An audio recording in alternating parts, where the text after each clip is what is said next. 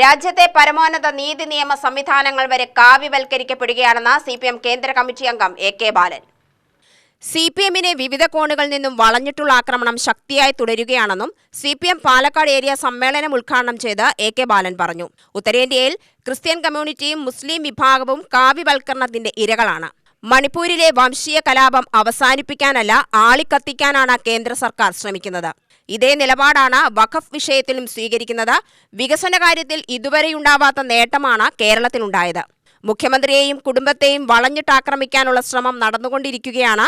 മതനിരപേക്ഷത ശക്തിപ്പെടണമെങ്കിൽ വീഴ്ചകൾ പരിഹരിച്ച് ശക്തമായി മുന്നോട്ടു പോകണം. ഇതിന് പാർട്ടി അംഗങ്ങളും കുടുംബങ്ങളും അണികളും ജാഗ്രത കാണിക്കണം.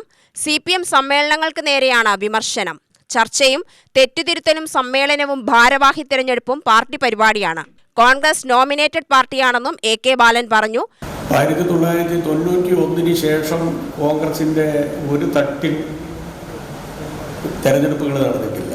ജനാധിപത്യപരമായി ഘടകങ്ങളെ തെരഞ്ഞെടുത്തിട്ടുള്ള നേതാക്കളെ തെരഞ്ഞെടുത്തു. എന്നാലും അതിനെ ജനാധിപത്യ പാർട്ടി എന്നാണ് പറയുന്നത്.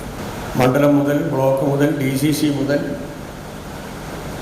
മേലെ തട്ടിലെല്ലാം നോമിനേഷനാണ്. ഏതോ ഒരു സ്ഥലത്ത് നിന്ന് ഒരു ഹൈക്കമാൻഡ് പ്രഖ്യാപിക്കുന്നു, നടപ്പിലാക്കുന്നു. ആ ഹൈക്കമാൻഡിനെ തന്നെ തിരഞ്ഞെടുക്കുന്നത് എങ്ങനെയാണ് എന്നുള്ളതിനെ സംബന്ധിച്ച് ഒരു വ്യക്തതയുമില്ല. അതോ 2-3 ആൾക്കാർ ചേർന്നുകൊണ്ട് ഒരു ഹൈക്കമാൻഡിനെ തീരുമാനിക്കുന്നു, അവർ നോമിനേറ്റ് ചെയ്യും. ഇതാണ് ആ പാർട്ടികളുടെ സ്ഥിതി. പിന്നെ ഏറ്റവും വലിയ പാർട്ടിയാണ് BJP ആണെങ്കിൽ RSSന്റെ രാഷ്ട്രീയ പാർട്ടിയാണ്, അതും നോമിനേഷനാണ്. ജില്ലാ secretary N Suresh Babu, area secretary Krishnankutty എന്നിവർ റിപ്പോർട്ട് അവതരിപ്പിച്ചു.